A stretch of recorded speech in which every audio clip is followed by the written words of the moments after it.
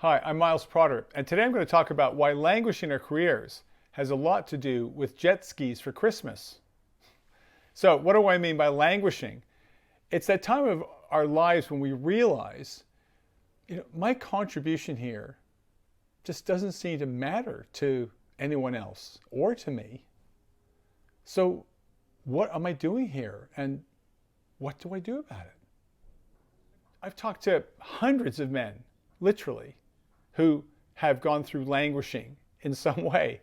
And there seems to be only three ways you can respond to it. The first way is to take the high road. And that's to rise to the challenge and create a future where you're inspired by yourself and by the purpose that you're living for. And I'm going to talk about that in coming weeks. The second way is the low road. And I talked about that last week. It's where you start to blame everybody else for your problems, your job, your boss, your partner, your kids. And, some people really make bad decisions and destroy their lives and other people.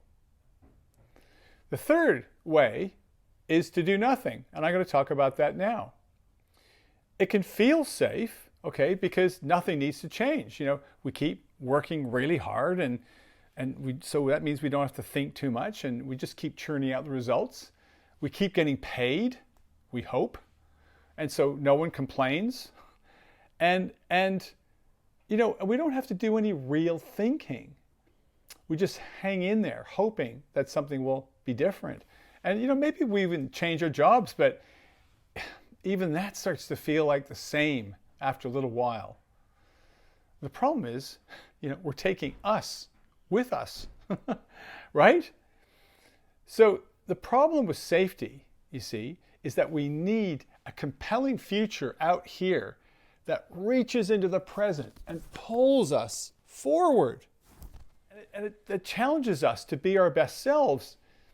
So it's like we have to embark on this journey where the way is uncertain, but what we know is we're committed to having a life that matters and means something. Otherwise, we just wither and shrivel up. A mentor of mine used to say, Miles, you're either expanding or contracting. There is no status quo. That really got me.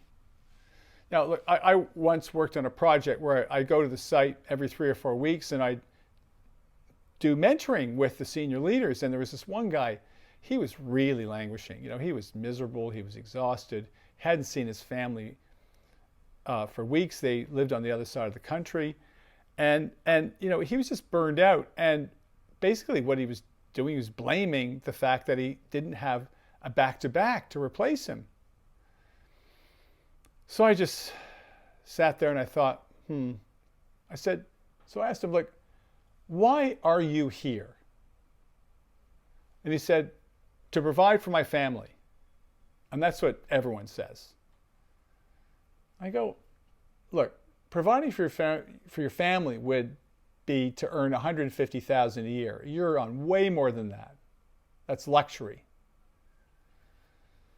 So he goes, if I quit, my family would never forgive me. My wife has already spent the money on renovations, and I promised my kids jet skis for Christmas. See, I told you I'd sneak that one in. So the tragic thing here is that this guy used to love his job. It's what he was trained to do, and he was good at it. But he'd achieved everything he set out to do, and there was just no more joy. He was just doing it to keep other people happy. And the thing is, he hadn't even had the conversation with his family about making changes and what impact that would have. The truth is, there is no status quo. There is no do nothing. So if this is you or someone you know, we need to talk. I'm available. Reach out. See, when we find ourselves languishing, we must ask ourselves, is this time of my life about to end? And is it time for me to gather together my skills, my experience, my strengths in service of of some purpose that I haven't really articulated before, that's based in my values, to create something new. That's what I'm going to be talking about in the coming weeks. And I hope you found this helpful. See you then.